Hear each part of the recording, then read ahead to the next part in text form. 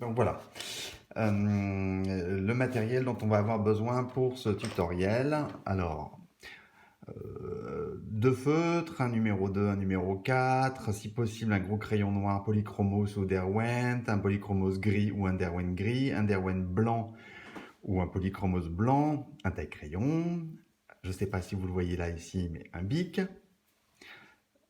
une craie noire si possible, des petits pads, des cotons de démaquillage, donc que vous connaissez, et puis du talc pour aider la craie noire à adhérer sur le papier et avoir un espèce de velouté, et puis et un café pour faire la vidéo.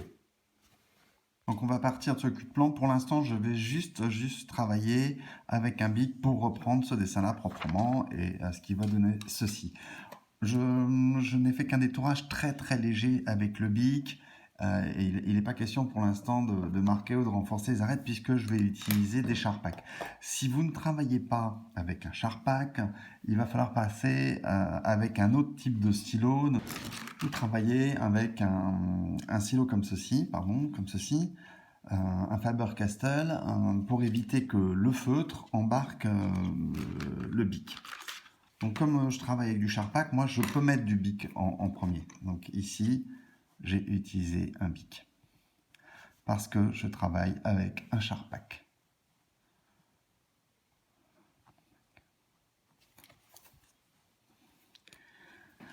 On se rappelle, ma lumière, alors on fait juste un tout petit rappel.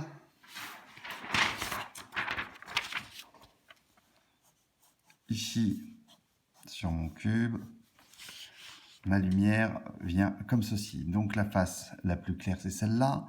La plus foncée, c'est celle qui sera dans l'ombre. Donc ici, on sera sur la numéro 3 et ici, on est sur la face numéro 2. D'accord? Donc je vais poser sur cette face-là, qui est la face numéro 2.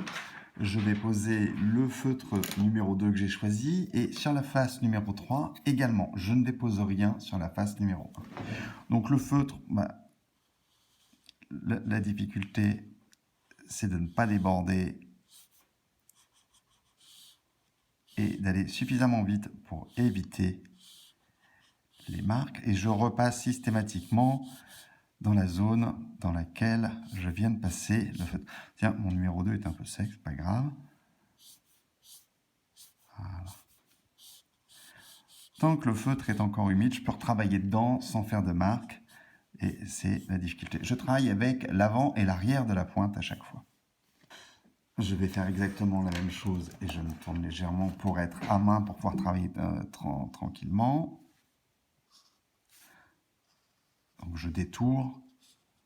En fait, pourquoi je détourne? C'est pour éviter d'avoir des coups de feutre intempestifs.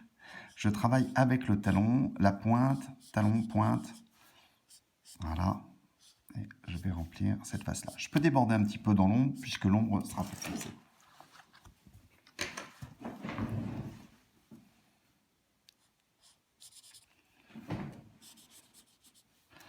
Je peux toujours travailler tant que c'est pas sec.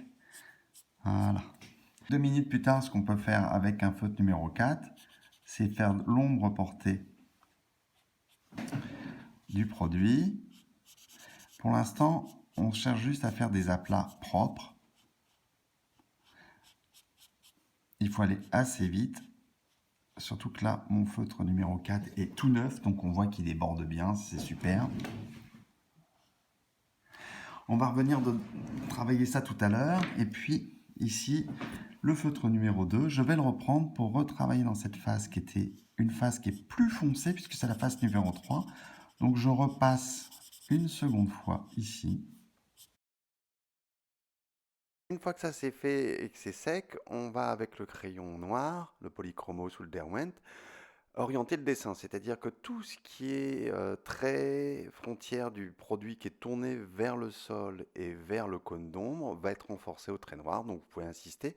Vous pouvez même élargir vers le sol, voilà, à ce niveau-là, tac. Assurez bien les finitions, doublez le trait si c'est nécessaire.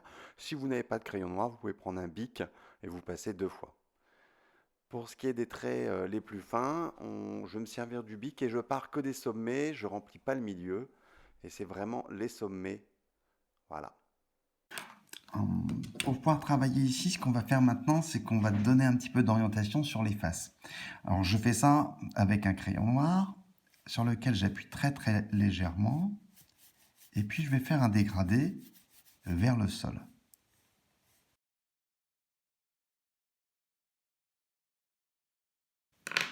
Éventuellement, en prenant soin de préserver, pour éviter de barbouiller du noir partout, je peux reprendre un peu de blanc. Bon, la feuille, c'est pour éviter d'emporter du trait noir, puisque j'ai eu la bonne idée de passer le trait noir avant de faire le blanc. Alors, si vous utilisez le blanc, pensez à le passer avant de faire tous les traits noirs. Donc ici, je vais renforcer le long de l'arête. Et je vais faire un dégradé. Voilà. Attention, ce crayon noir marque à une vitesse vertigineuse. Donc, ce qu'on va faire, voilà. Si on est dans l'inquiétude, on peut toujours utiliser ici une feuille de papier. Voilà. Pour renforcer. Maintenant, je vais renforcer les arêtes qui sont saillantes du côté de l'utilisateur, sur ce coin qui est le plus tourné vers l'utilisateur, et c'est là où il y a le plus de pigments de couleur. Donc, on n'hésite pas à forcer un petit peu le trait, à rajouter ici du pigment. Maintenant, nous allons nous attaquer à la face numéro 1 qui est tout en haut, et on va être obligé de prendre un autre produit, donc on va utiliser les pastels. On va broyer un peu de noir, donc vous prenez un cutter ou une lame de couteau bien aiguisée et vous broyez un peu de noir, ce qui en ces temps difficiles ne devrait pas être trop compliqué pour vous. C'est là qu'intervient le talc. On va en mettre un tout petit peu. Alors à quoi ça sert? D'abord, ça permet que votre dessin semble très bon, mais ensuite, ça va permettre euh, au, euh, au pigment de bien se répartir. Donc je mélange. Alors il y a plusieurs techniques pour mélanger, et surtout j'en mets très très peu parce que ce que je veux obtenir, c'est un espèce de gris. Bon, comme j'en ai pas, je vais utiliser du noir que je vais fortement diluer. Passer plusieurs fois sur une feuille, voilà, c'est trop, c'est trop. Pour ne quasiment plus en avoir, voilà. Et là, ça va commencer à m'intéresser. Je vais utiliser des caches comme on a déjà fait quand on gomme ou des choses comme ça. Je récupère mon pad et en fait, je vais juste faire un dégradé vers l'arrière en partant de l'avant. Voilà. Petit truc un petit peu rigolo. Alors, j'ai pas de gomme à la maison parce que, évidemment, je fais jamais d'erreur, donc pas de gomme. C'est plus idiot que ça, c'est que je sais pas où je les ai mises et comme je suis confiné, on ne va pas pouvoir aller chercher ces gommes. On a des choses qui sont super intéressantes. Il me reste plus qu'à travailler maintenant l'ombre. Ici, on a décidé de ne pas le travailler au feutre, donc on va uniquement travailler avec un crayon noir. Donc partout où je suis proche du produit, eh bien, mon ombre va être renforcée. Donc je vais faire un dégradé ici. Pensez à bien utiliser toute la mine du crayon, donc de bien tailler votre crayon et surtout de renforcer, de revenir constamment euh, près du produit pour que l'ombre soit le plus foncé possible lorsqu'elle s'approche du produit et le plus faible possible lorsqu'elle s'en éloigne. Et ici, on va plutôt travailler en... Voilà. Mettant un peu de blanc ici.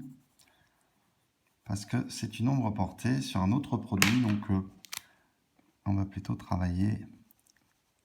Vous pouvez aussi travailler avec les gris. Je vais proposer de prendre un gris. Voilà, on peut prendre un gris. Quelque chose d'un peu plus facile. Une fois que cette ombre est terminée, on va finir le travail de l'ombre en la détourant légèrement avec un stylo bic par exemple. Attention, c'est très fin. Et puis pour que l'œil et l'utilisateur, enfin le spectateur comprennent votre dessin, on va juste renforcer les arêtes au sol du produit qui est posé à côté, cette petite boîte blanche qu'on ne va pas mettre en couleur aujourd'hui. Il me semble important maintenant de donner quelques explications. Une fois ce dessin terminé, nous avons bien la face numéro 1 orientée vers la lumière, la face numéro 2 qui est celle orientée vers la lumière mais côté sol, et celle qui est dans la pénombre, dans le cône d'ombre, qui est la face numéro 3. Et puis surtout, on a effectué des dégradés en partant du coin supérieur, tourné vers l'utilisateur, vers le coin inférieur. Pareil, on a un dégradé du plus vers le moins sur la face numéro 1, et plus on s'éloigne en fait de l'utilisateur, plus le produit est moins saturé de couleur. Donc c'est vraiment ce coin-là que je viens d'encadrer qui est le plus saturé en pigmentation, ici. Voilà. Donc on va s'amuser à renforcer à partir de ces coins-là les pigments. Du côté du sol, comme on est posé sur une feuille blanche, on a ici la lumière qui vient se refléter sur la feuille blanche et qui tape la face numéro 2. Donc c'est pour ça que nous avons rajouté du crayon blanc pour effectuer ce dégradé. L'ombre au sol va être beaucoup plus foncée, donc ça sera, on va la numéroter en numéro 5, et l'ombre portée sur le produit adjacent sera en numéro 4 pour faire une variation sur l'ombre. C'est normal, elle est tournée un peu plus vers la lumière. Voilà toutes les explications, le petit croquis d'explication qui va vous permettre de retravailler tout ça. Bon, évidemment, on renforce toujours un petit peu. Hop, et on finit toujours le dessin, on renforce vraiment bien là au niveau de l'ombre.